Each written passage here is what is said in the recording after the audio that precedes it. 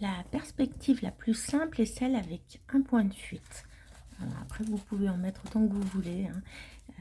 Je vous expliquerai ça dans d'autres vidéos. Au départ, tracez votre ligne d'horizon. Ce que je vous conseille de faire déjà au niveau de votre ligne d'horizon, quand vous allez composer un dessin, un tableau, une peinture, c'est de jamais mettre votre ligne d'horizon au milieu de votre feuille, pour une question déjà d'esthétique et de composition. Donc votre ligne d'horizon, et imaginez-vous par rapport à cette ligne d'horizon, vous qui allez sur un chemin, soit qui allez comme ça, soit comme ça, soit comme ça. Et c'est ce qui va vous indiquer l'endroit où mettre votre point de fuite pour pouvoir créer votre perspective.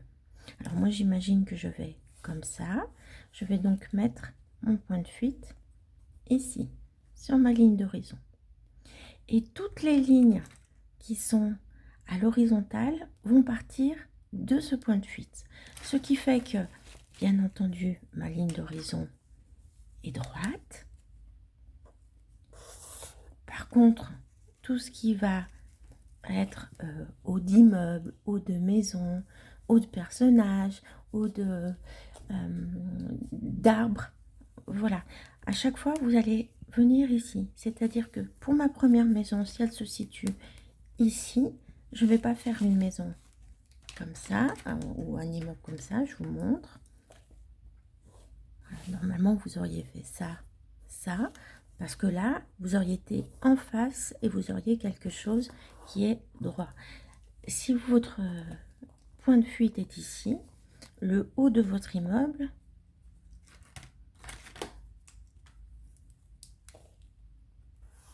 sera comme ça.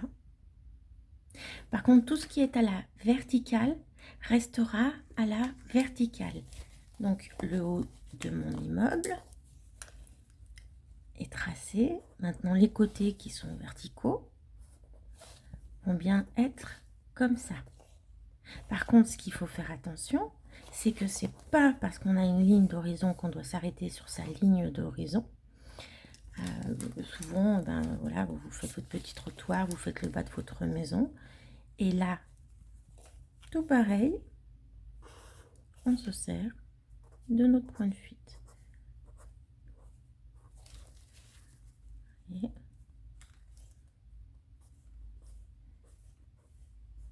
Et là, on va rejoindre le haut de notre bâtisse avec le bas. Et vous aurez donc quelque chose comme ça. Le côté, par contre, va rester droit. Puisque le côté, en fait, on le voit, il est face à nous. Donc lui, il va être à la verticale.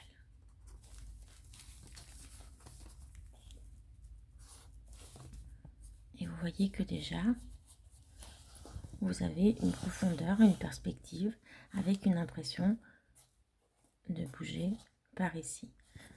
Vous avez compris, quoi qu'il en soit, à chaque fois, vous allez prendre comme point de repère votre point de fuite. Alors, pareil pour ce qui est fenêtre, porte, d'habitude vous faites des fenêtres comme ça. Voilà, comme ça, comme ça. Là, non. Pour là aussi, on va se servir de notre point de fuite et on va tracer nos fenêtres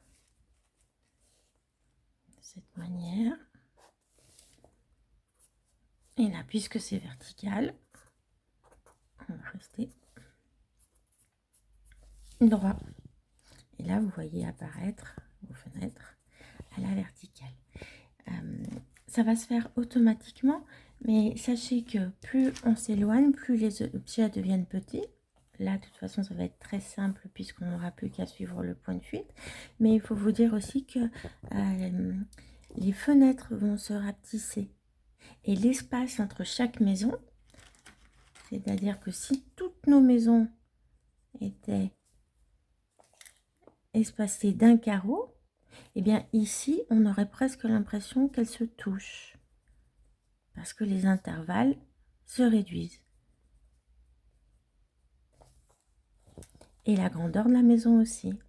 C'est-à-dire qu'une maison qui fera 1, 2, 3, 4, 5 carreaux ici, ici n'en fera plus que 4, là plus que 3, et puis là plus que 1, et là plus qu'une moitié. Pour avoir exactement les mêmes. Évidemment, nos maisons ne sont pas de la même taille. C'est simplement, par exemple, pour les arbres. Voilà, si vous avez un arbre ici, alors l'arbre, en gros, sera comme ça. Bien, ici, il sera plus que comme ça, beaucoup plus fin. Et puis là, au fur et à mesure, il va se serrer. Et puis à la fin, on a l'impression qu'ils se touchent tous.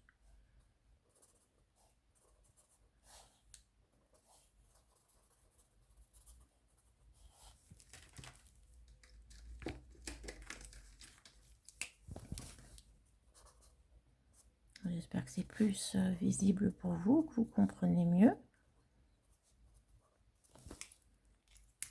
Et bien entendu, de l'autre côté, c'est exactement la même chose. Si ici, j'ai un immeuble, bah, toujours pareil, je vais commencer par faire mes lignes verticales sur le côté. Donc, par exemple, voilà, je me dis, ici, je vais avoir un immeuble. Pour savoir où se trouve le haut, eh bien, je vais toujours me servir de ce point de fuite qui est ici. Je vous le mets en rouge pour que vous compreniez bien.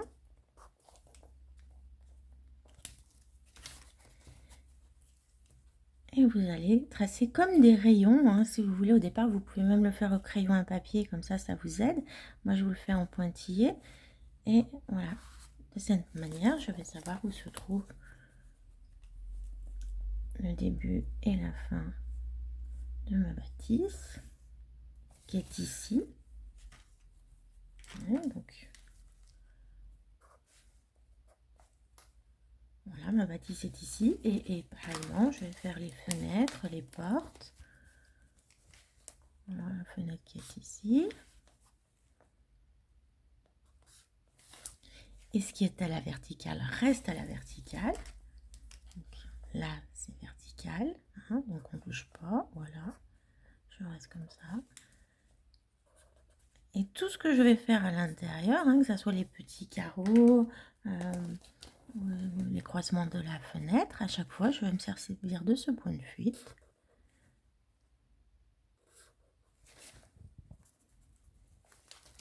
Et quand c'est à la verticale, je reste à la verticale. Vous voyez que là, déjà, on a quelque chose, on a vraiment l'impression d'avoir quelque chose où on rentre à l'intérieur. Pareil pour les trottoirs. Hein. Là, je vais faire un trottoir qui est ici et puis qui va aller comme ça. Voilà. Vous voyez que là, on commence vraiment à voir apparaître notre perspective et c'est pas compliqué. Imaginez-vous faire un soleil à chaque fois. Le centre est le point de fuite et tous les autres sont des raies de soleil. Voilà, on peut en faire autant qu'on veut. Ça, c'est ce qui va vous indiquer les dessus et les dessous de tout ce que vous allez faire. Et on va aller encore plus loin. On sait qu'on va dans ce sens. Regardez.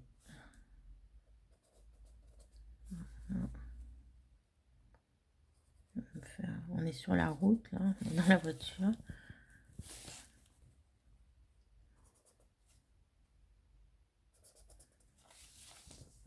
On va faire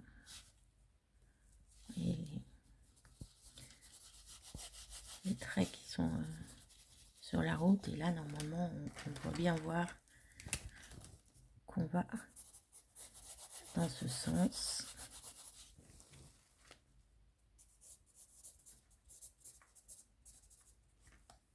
Voilà.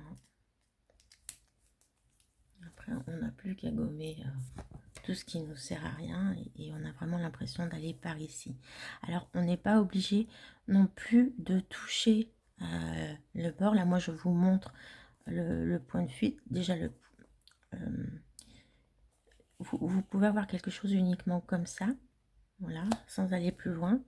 Mais le fait déjà d'avoir nos lignes qui vont s'agrandir, même si on ne voit pas le point de fuite, va nous permettre de comprendre qu'on a une perspective, qu'on a une profondeur.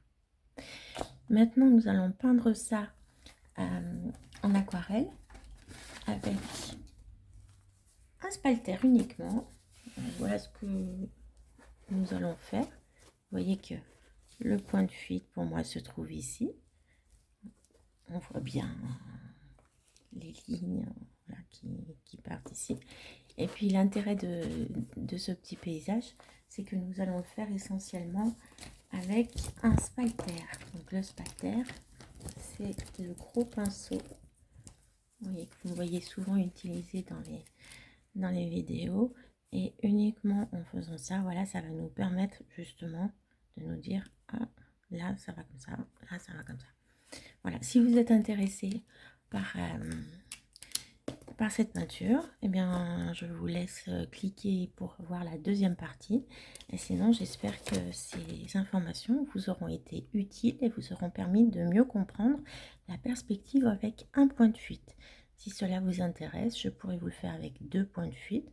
Donc 2 points de fuite, c'est ce qui va nous permettre de voir, par exemple, si on est sur un chemin et qu'on a une bâtisse qui est devant nous, vous voyez, qui est un petit peu en 3D, on va dire, hein, où on est dans l'angle et puis on a un chemin ici, un chemin ici. C'est ce qui nous permettra d'avoir 2 points de fuite.